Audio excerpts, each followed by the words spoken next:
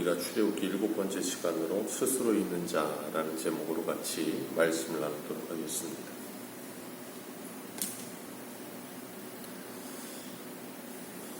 어제 우리가 살펴보았던 것처럼 하나님께서 미디안 광야에서 40년 동안을 모세를 준비시키셨다 하셨습니다. 그리고 그 40년 동안 이스라엘 백성들은 애굽에서 고통과 괴로움이 크게 달하여 하나님께 부르짖게 되었고, 가나안 땅의 원주민들은 그들의 죄가 관영하여지기 시작하고, 이 세 군데에서 하나님의 언약이 성취되어지기 위해 하나님의 계획이 진행되고 있었다 그랬습니다. 하나님께서 이스라엘 백성들을 잊지 않으셨고, 그리고 기억하여 하나님의 언약을 신실하게 이행하시는데, 그 때가 차서 모세를 떨기나무 불꽃 가운데서 부르시고 그 모세에게 애굽으로 가라 그러셨습니다. 모세에게만 가라고 하시는 것이 아니라 오늘 우리에게도 애국과 같은 세상으로 가라 하십니다. 하나님께서는 하나님의 사람들을 부르셔서 부르시는 곳으로 끝내지 않으시고 우리를 예배자로 삼으시고, 그리고 우리를 세상 가운데로 다시 보내셔서 전도자로 살게 하십니다. 그렇기 때문에 우리는 이 땅을 살아가면서 예배자와 전도자로서의 삶을 사는 거예요. 그걸 주님께서는 사도행전 1장 8절에 성령을 받고 권능을 받으면 땅끝까지 이르러 내 증인이 되리라 그러셨어요. 모세가 애굽으로 가라 하시는 하나님의 말씀을 듣고서는 13절에 뭐라 그러는가 하면, 내가 가서 너희 조상 하나님이 나를 너희에게 보내셨다 하면 그들이 질문할 것 아닙니까? 그 조상의 하나님의 이름이 무엇이냐? 그럼 제가 뭐라고 할까요? 그랬더니 하나님께서 뭐라고 하시는가 하면 6절 말씀을 보면 하나님을 스스로 말씀하시기를 이렇게 말씀하세요. 나는 내 조상의 하나님이니 아브라함의 하나님, 이삭의 하나님, 야곱의 하나님이라. 나는 이삭의 하나님이기도 하고 야곱의 하나님이기도 하고 아브라함의 하나님이기도 하다. 그리고 그 하나님은 이 모세 때의 출애굽을 위한 이스라엘 백성들의 하나님이시기도 하고 2022년을 살고 있는 우리에게도 하나님이시다라고 말씀하십니다. 하나님은 언제나 어떤 시대에 어떤 누구에게나 하나님은 현재의 하나님이세요. 과거의 하나님도 아니고 미래의 하나님도 아니고 지금 현재의 나의 하나님이신 거예요. 그렇기 때문에 우리는 그 하나님을 성경 속에 있는 하나님이 아니라, 아브라함의 하나님이 아니라, 다른 누구의 하나님이 아니라 나의 하나님으로 만나야 되는 거예요. 그래서 하나님과 나와의 이 신앙의 관계, 그리고 그 하나님을 내가 실질적으로 경험하며 하나님을 내가 만나는 삶을 인격적으로 경험하는 삶을 살아야 돼요. 그래야 우리가 하나님이 계신 것과 그에게 나아가는 자들은 하나님이 상 주시는 것을 믿을 수 있는 믿음이 생겨요. 그렇기 때문에 하나님과 나와의 인생의 경험, 그리고 체험, 그래서 하나님과 나와의 그 추억이 있어야 우리는 그 하나님을 더욱더 신실하게 믿을 수 있는 겁니다. 하나님께서 하나님 스스로를 14절에 이렇게 말씀하세요. 나는 스스로 있는 자라. 나는 스스로 있는 자라 그러세요. 그것으로 끝난 겁니다. 이 세상에 있는 모든 것은 다 창조되어졌고 피조 세계 속에 있는 거예요. 오직 하나님 한 분만이 스스로 계십니다. 이 세상에 어떤 것도 스스로 있는 것은 아무것도 없어요. 다 하나님이 창조하신 겁니다. 하나님은 어떠한 하나님의 이름 하나로 하나님을 다 담으실 수 없는 그런 분이세요. 우리가 누구의 이름을 부른다 할 때 그 이름을 딱 부르면 사람들이 서로 같이 그 사람을 알고 있을 때는 그 사람의 외모와 직업과 그 사람의 인격과 그 사람의 모든 것을 같이 공유하는 거예요. 그래서 누구의 이름을 부르면 그 사람 그러면서 딱 떠올라요. 그런데 하나님을 우리가 어떻게 딱 하나님 그러면 그 하나님을 우리가 다 그런 어떤 사람을 떠올리듯이 그렇게 다 떠올릴 수가 없다 그 말이에요. 그래서 하나님을 하나님의 이름 어떤 하나의 고유명사에다가 다 담을 수가 없어요. 왜요? 우리는 피조물들이기 때문에 그래요. 하나님 스스로가 창조주시고 자존자이시며 스스로 계시는 분이십니다. 그래서 우리는 그 하나님을 하나님이 계시하여 주신 만큼만 알 뿐이에요. 그리고 그것을 우리가 알고 있다 해서 우리가 하나님을 전부 알고 있다라고 착각하는 것도 큰일 나는 겁니다. 하나님께서는 아브라함의 하나님이셨고 이삭의 하나님이셨고 야곱의 하나님이 되셔서 하나님의 언약대로 그들을 하나님이 하나님의 사람들로 그들을 만들어 가시며 하나님의 언약을 그들을 통해 이루어 가시는 모습들을 우리는 봅니다. 그래서 하나님은 그 한 사람 한 사람을 하나님의 사람으로 어떻게 양육하시며 키워내시며 그들을 통해 하나님의 일을 하고 계시는지를 우리가 성경을 통해서 알게 될 때 오늘 나의 하나님을 우리가 오해하지 않을 수 있어요. 마태복음의 세례 요한처럼 오실 그이가 당신입니까? 아니면 다른 일을 기다릴까요? 하면서 실족하지 않을 수 있다 그 말. 우리는 내 생각 속에 하나님이라는 개념 속에 하나님은 이러셔야 되는데 라는 생각을 가지고 하나님을 그 속에 가둬두면 자꾸 내 생각 밖에서 일하시는 하나님을 우리가 자꾸 이해하지를 못하게 될 때가 많기 때문에 그렇습니다. 아브라함과 이삭과 야곱을 보면 그들의 삶 속에서 하나님이 그들을 부르셨을 때 자기 뜻대로 모든 것이 이루어지지 않아요. 하나님의 뜻대로 모든 것이 이루어져 갑니다. 그리고 하나님께서 그들을 통해 하나님의 언약을 이루어 가세요. 그래서 그 하나님은 오늘도 우리의 삶 속에 간섭하시고 개입하시며 하나님의 뜻을 이루어가고 계신다는 것을 우리는 기억해야 합니다. 지금 하나님께서 모세를 부르시고 출애굽을 지시하시는 것은 하나님께서 이미 창세기 15장에 430년 전에 아브라함에게 하셨던 그 언약을 하나님께서 때가 차서 이루시기 위하여 일하고 계시는 거예요. 그리고 그 하나님의 이름을 여호와라고 부르십니다. 15절에 조상의 하나님 여호와 그렇게 부르시는데 이 여호와라는 표현을 쓸 때 성경에는 항상 그 여호와 하나님 앞에 이 수식어처럼 따라 붙는 게 하나가 있어요. 만군의 여호와라는 표현이 많이 붙습니다. 이 만군의 여호와라고 할 때 말 그대로 군대의 용어죠. 만군, 모든 전쟁을 위한 군대들의 하나님이시다 그 말이에요. 그 말은 뭐냐면 하나님께서는 하나님의 언약을 하나님의 말씀을 이루시기 위해서는 어떤 것도 하실 수 있는 하나님이시다라는 거예요. 우리 한 군데만 보겠습니다. 예레미야 33장 2절입니다. 예레미야 33장 2절.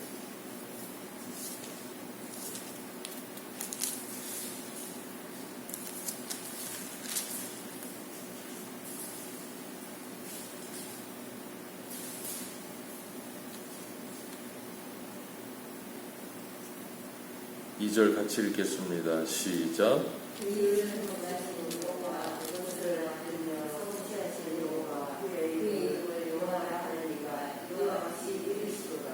아멘.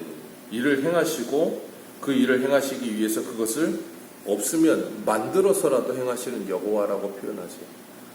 하나님은 스스로 계시는 분이십니다. 그렇기 때문에 하나님은 제한이 없으세요. 그걸 우리는 전능하시고 전지하시다 그렇게 말하죠. 하나님께서는 하나님의 일을 진행하시고 이루시기 위해서라면 없는 것도 창조하시는 하나님 되신다. 이사야서 말씀에는 하나님의 경영이 반드시 된다라고 말씀하세요. 하나님이 한번 시작하시면 그건 끝난 겁니다. 그래서 우리는 성경에서 하나님의 말씀은 그냥 그 말씀 즉시로 완성이라고 생각하는 거예요. 그래서 하나님께서 말씀하신 것은 다 이루어진 줄 믿고 살아요. 그래서 오직 의인은 믿음으로 말미암아 살리라 그렇게 말씀하세요. 하박국 선지자에게도 이 예언의 말씀은 반드시 때가 있나니 지체하지 않고 이루어지리라. 그러니 의인은 그 하나님의 말씀을 믿는 믿음을 가지고 끝까지 견디며 사는 자들이 의인이라 그렇게 말씀하셨어요. 그렇게 끝까지 견디는 자들은 하나님께서 구원을 받을 것이다 라고 예수님께서도 마태복음에 말씀하시는 것처럼 그 하나님의 말씀이 진실로 믿어지고 진리로 믿어지는 사람들, 그런 사람들은 그 스스로 계시는 하나님 여호와 하나님을 의지하며 오늘의 내 현실 속의 어려움과 괴로움을 견디어내는 거예요. 하나님께서 반드시 이 어려움 속에서 나를 건져주시리라. 하나님께서 반드시 이 괴로움 속에서 나를 건져주시리라.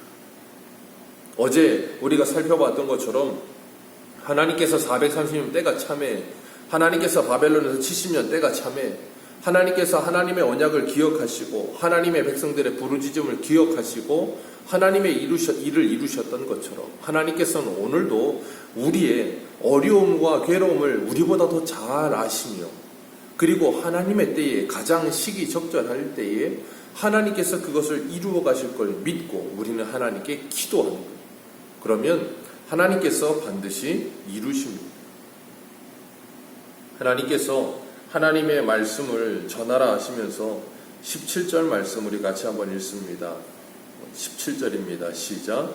내가 말하였거니와 내가 너희를 애굽의 고난 중에서 인도하여 내어 젖과 꿀이 흐르는 땅 곧 가나안 족속, 헷 족속, 아모리 족속, 브리스 족속, 히위 족속, 여부스 족속의 땅으로 올라가게 하리라 하셨다 하면 그들이 내 말을 들으리니 너는 그들의 장로들과 함께 애굽 왕에게로 이르기를 히브리 사람의 하나님 여호와께서 우리에게 임하셨은즉 우리가 우리 하나님 여호와께 제사를 드리려 하오니 사흘길쯤 광야로 가도록 허락하소서 하라. 아멘.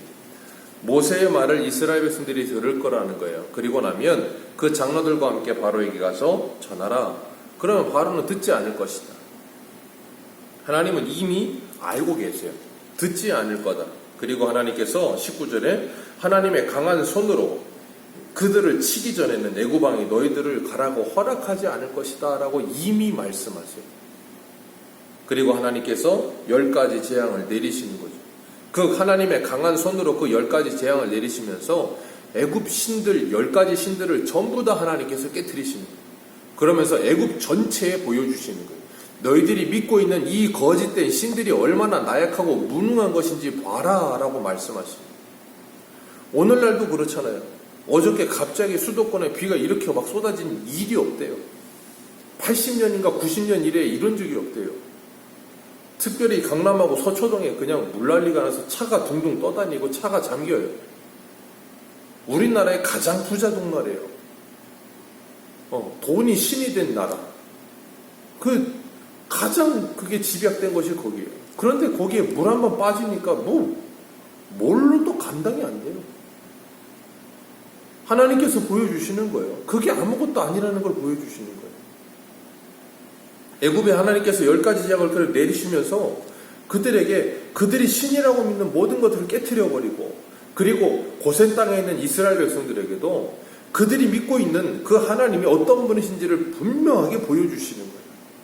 그러면서 애굽과 이스라엘 백성들에게 하나님의 하나님 되심을 알려주시는 거예요. 그리고 만군의 여호와 하나님께서 친히 그 전쟁에서 승리하시는 거예요. 애굽에서. 그리고 나올 때 어떻게 하세요? 22절 같이 한번 읽습니다. 22절입니다. 시작. 여인들은 모두 이웃 사람과 자기 집에 거주하는 여인에게 음식물과 돌배물과 의복을 구하여 너희의 자녀를 죽이라. 너희는 애굽 사람들의 고통을 쉬어가리라. 아멘. 너희들이 나올 때 빈손으로 가지 않을 것이다. 430년 동안 너희들이 수고했는데 그 수고의 값을 받을 것이다. 어떻게 받아요? 하나님이 애굽 땅에 하나님의 진노를 쏟으심으로 하나님의 강한 손으로 그들과 싸우심으로 만군의 하나님 여호와께서 그들을 다 치시고 승리하심으로 승리의 전리품을 이스라엘 백성들에게 다 받게 하시는 거예요. 그리고 그들이 나오게 하시는 거예요. 그 만군의 여호와 하나님께서 이 땅에 오신 분이 누구예요? 예수 그리스도. 그 예수 그리스도께서 십자가에 죽으시고 3일 만에 부활하셔서 죄와 사망과 권세를 다 이기시고 우리에게 그 구원을 허락하여 주신 거예요. 그리고 우리들에게 영생을 선물하여 주신 거예요. 우리가 스스로 계신 자이신 여호와 하나님의 이름의 영광을 돌리는 것이 지극히 당연한 것이고 마땅한 것이에요. 우리가 사는 게 나의 이름의 영광을 위하여 나의 일신의 안위를 위하여 사는 것이 아니라 그리고 떡을 위하여 사는 것이 아니라 하나님의 입술에서 나오는 그 모든 말씀으로 사는 것이며 만군의 여호와의 은혜로 살고 있는 것임을 깨닫게 하셔서 나로 하여금 하나님께 영광을 돌릴 수밖에 없는 존재라는 걸 깨닫게 하시는 하나님. 그 하나님은 오늘도 이 애국과 같은 세상 가운데서 저와 여러분들을 건져내시는 줄 믿으시길 바랍니다. 그리고 하나님이 어떤 하나님이신지를 깨닫게 하셔서 우리로 하여금 하나님을 예배하게 하시고 찬송하게 하세요. 그래서 오늘 18절 말씀 한번 같이 다시 한번 읽습니다. 시작. 애굽 왕에게 이르기를 히브리 사람의 하나님 여호와께서 우리에게 임하셨은즉 우리가 우리 하나님 여호와께 제사를 드리려 하오니 사흘길쯤 광야로 가도록 허락하소서 하라. 아멘. 이스라엘 백성들이 애굽에서 나오는 목적이 뭐예요? 하나님을 제사하기 위하여, 하나님을 예배하기 위하여 이스라엘 백성들이 애굽에서 나오는 거예요. 우리가 이 세상을 살고 있지만 세상 가운데서 나와서 교회당으로 오는 이유가 뭐예요? 하나님을 예배하기 위해서요. 우리가 이 세상 가운데 살고 있지만 이 세상에 우리가 매몰되어 사는 것이 아니라 하나님의 자녀임을 잊지 않게 하는 게 예배입니다.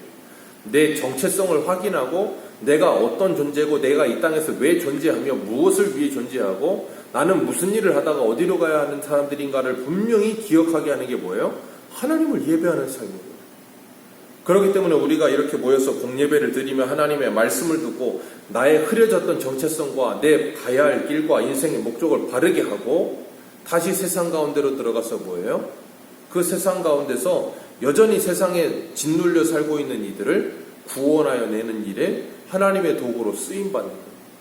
그렇게 하나님께서 우리를 말씀으로 무장하시고 세상 가운데 다시 들어가게 하시는 겁니다. 그래서 우리는 이 땅을 살아가면서 우리의 몸으로 드릴 영적 예배, 우리의 삶으로 하나님의 말씀을 따라 살면서 애굽의 노예가 되어 살지 않고 물질의 노예가 되어 살지 않고 하나님의 자녀가 되어서 하나님의 영광스러움을 바라보면서 그 나라를 소망하며 이 땅을 사는 하나님의 백성들로 오늘을 사시기를 주님의 이름으로 축복합니다. 기도하겠습니다.